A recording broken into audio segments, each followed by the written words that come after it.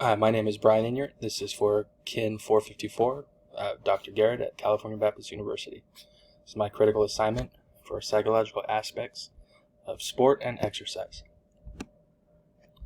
For this assignment, my target population, I decided to focus in on the sport of basketball and concentrating on the point guard, mostly on the point guard position.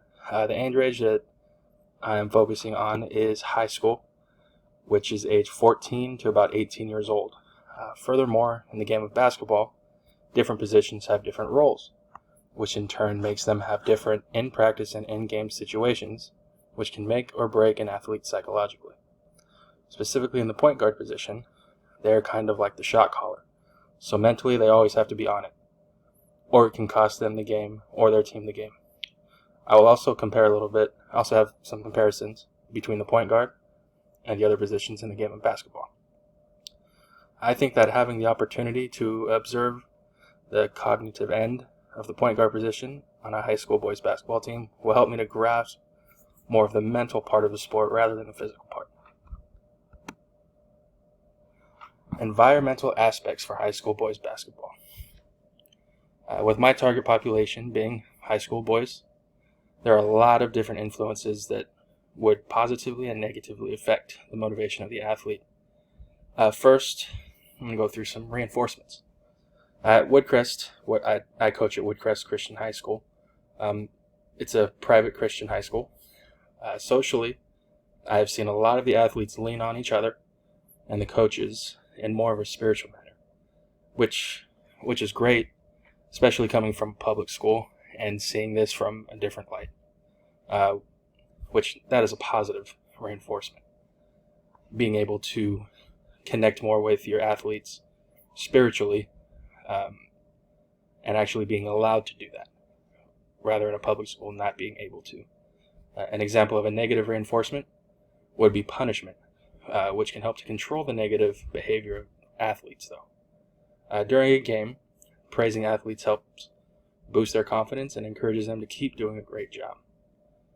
Another one is desire to compete. The competitiveness and the desire to win is there at going back to private Christian high school. But at the same time, there's not as much pressure coming from the school to win. I mean, everybody wants to win, but the pressure isn't on like it is in a regular public school, which can be a positive. On the other hand, though, without that pressure, sometimes there's just a lack of motivation, and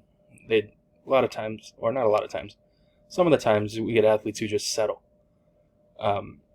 According to the Psychology of Competition article, competition is also called extrinsic incentive, meaning the motivation to adopt a behavior or the decision is sourced externally or doing something for a reward. And in this case, the reward can be a win, which feeds the desire to compete. Another one for motivation. One motivation for a basketball athlete could be earning a sports scholarship to be able to compete in college. The potential earning of a full ride scholarship, which means your school is completely covered. It gives the athlete a good drive to perform and get his name out there so he can get recruited. One motivator that personally I have done, along with our head coach over at Woodcrest, is bring in donuts on a Saturday morning practice. Over there on Saturdays, we have to have optional practices, but bringing in the donuts, it seems like we have the majority of our team there to be there for the Saturday morning workouts. We also tell our athletes that if they finish a certain run in a specific time, that they'll be finished with practice early and they'll be able to get to their donuts even earlier. We found that this works pretty well. Over last season, I don't think there was any practice where the athletes didn't finish under that certain time that we asked them to, and they were able to end practice early and get their donuts. Another thing would be stress. With high school athletes, one big factor when it comes to stress is their schoolwork. They have to make sure that they get all their work done, and if they're taking AP or honors classes, their workload is even more. To go along with that, CIF rule says that California, you must have a 2.0 grade point average in order to compete in sports. For some athletes, this can stress them out because of different reasons, whether it be something going on at home or academically, they're just unable to get a 2.0. And that could put a lot of stress on an athlete. Another form of stress can be their friends coming to their games. Nowadays, social media is huge. I've seen this happen before. Athlete has a rough day at a game.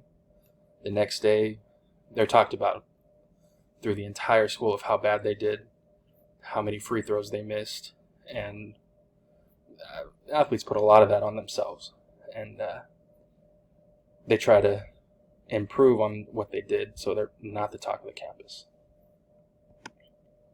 Some goals, outcome goals. The first outcome goal would be to win at least 75% of the games played, tournaments and preseason included. Second outcome goal would be to win the homecoming game. Some performance goals would be: the first performance goal is to shoot at least 70% from the free throw line. Second goal would be to get a double-double in all of our league games. Process goals. The first process goal would be to stay relaxed, to keep yourself relaxed during your free throws. The second goal would be making sure your shoulders stay square to the basket during your jump shots.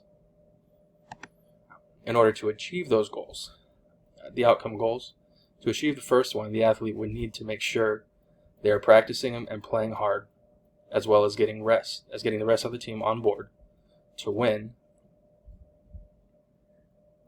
And the second goal, the athlete would need to be self-confident and make sure the rest of the team is confident in going into the homecoming game in order to win. Performance goals. To achieve the first performance goal, the athlete will need to make sure they are practicing their free throws before, during, after, anytime they can. In our home gym, at home, in different gyms, whatever they can do to get used to different baskets, different areas. So no matter what school they go to, they're able to hit their free throws and reach that goal. To achieve the second personal goal, the athlete will need to practice on his shooting in the gym, and you would score at least 10 points in a game, as well as working on rebounding or assists in order to earn that double-double. Process goals. To achieve the first process goal, the athlete can use imagery during practice to help him relax in game time situations. To achieve the second one, the athlete will need to can work with the shooting machine during practice, where each pass is in a different location on the floor, and the athlete will need to focus on, after they catch the ball, making sure they square up to the basket, no matter where they're at on the court. Mission statement. This mission statement kind of ties in with a quote by John Wooden. John Wooden is a great basketball coach, was a great basketball coach, and very knowledgeable on the court with his quotes, as well as he was a strong believer. So his quote: "Failure is not fatal, but failure to change might be."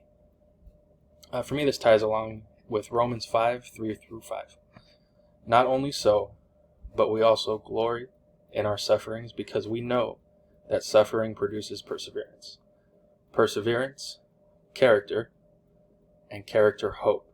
And hope does not put us to shame, because God's love has been poured out into our hearts through the Holy Spirit who has been given to us. Now, this is my mission statement. Again, it ties into the quote with John Wooden. Because of God's love for us, there is no failure. There's only adaptation. And that when we're faced with something that may seem as a failure, we know that it only improves us as an individual and as a Christian. What I learned through these 8 weeks, I learned so much in what I, as a coach, mentor, and teacher, can do to improve on certain things with my athletes. Being able to psychologically assess certain situations with the athletes, I'm able to see more things from a different angle that I personally have not seen before. The thing that I took the most from this course would be the goal setting. I've had my athletes set goals in the past, but after taking this course, honestly, I've been able to put together a different way for my athletes to set different goals. Kind of like what we did for the CAP 3 and what I had in this PowerPoint. Being able to do the outcome goals, the process goals, and the performance goals. I think that is something great that I'm definitely going to be taking to my athletes this upcoming season. References. And that is the end. Thank you very much.